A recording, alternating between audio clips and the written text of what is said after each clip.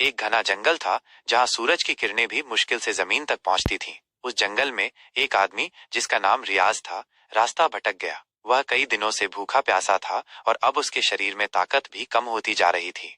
एक दिन चलते चलते वो एक छोटे से झरने के पास पहुंचा जहां एक औरत पानी भर रही थी। उसका नाम फातिमा था। फातिमा जंगल के किनारे एक छोटे से गांव में रहती थी और रोज जंगल से लकड़ियां और पानी लाने आती थी।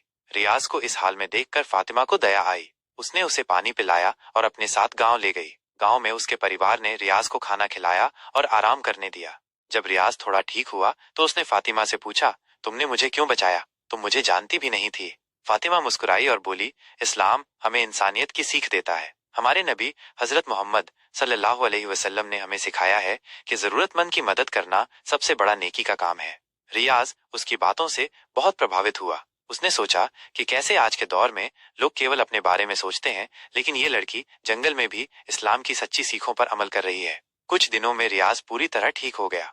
वो गांव वालों का धन्यवाद करके अपने सफर पर आगे बढ़ने लगा। जाते समय उसने फातिमा से कहा, तुम्हारी नेक दिली ने मुझे बहुत कुछ सिखाया है। मैं हमेशा दूसरों की मदद करने की कोशिश करूंगा, जैसा तुमने मेरे साथ किया। फातिमा ने मुस्कुराकर कहा, अगर हमारे छोटे छोटे काम किसी की जिंदगी बदल सकते हैं तो हमें हमेशा भलाई के रास्ते पर चलना चाहिए। रियाज ने अल्लाह का शुक्र अदा किया और जंगल से निकलते हुए सोचा कि सच्चा इस्लाम सिर्फ इबादत करने में नहीं, बल्कि इंसानियत की सेवा करने में भी है। एक घना जंगल था जहां सूरज की किरणें भी मुश्किल से जमीन तक पहुंचती थीं। उस जंगल में एक आदमी जिसका नाम रियाज था, रास्ता भटक गया। वह कई दिनों से भूखा प्यासा था और अब उसके शरीर में ताकत भी कम होती जा रही थी। एक दिन चलते चलते वो एक छोटे से झरने के पास पहुंचा जहां एक औरत पानी भर रही थी। उसका नाम फातिमा था। फातिमा जंगल के किनारे एक छोटे से गांव में रहती थी और रोज जंगल से लकड़ियां और पानी लाने आती थी। रियाज को इस हाल में देखकर फातिमा को दया आई। उसने उसे पानी पिलाया और अपने साथ गांव ले गई। गांव में उसके परिवार ने रियाज को खाना खिलाया और आराम करने दिया। जब रियाज थोड़ा ठीक हुआ तो उसने फातिमा से पूछा, तुमने मुझे क्यों बचाया? तुम मुझे जानती भी नहीं थी।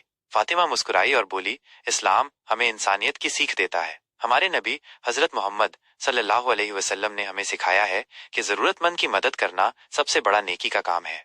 रियाज उसकी बातों से बहुत प्रभावित हुआ। उसने सोचा कि कैसे आज के दौर में लोग केवल अपने बारे में सोचते हैं, लेकिन ये लड़की जंगल में भी इस्लाम की सच्ची सीखों पर अमल कर रही है। कुछ दिनों में रियाज पूरी तरह ठीक हो गया।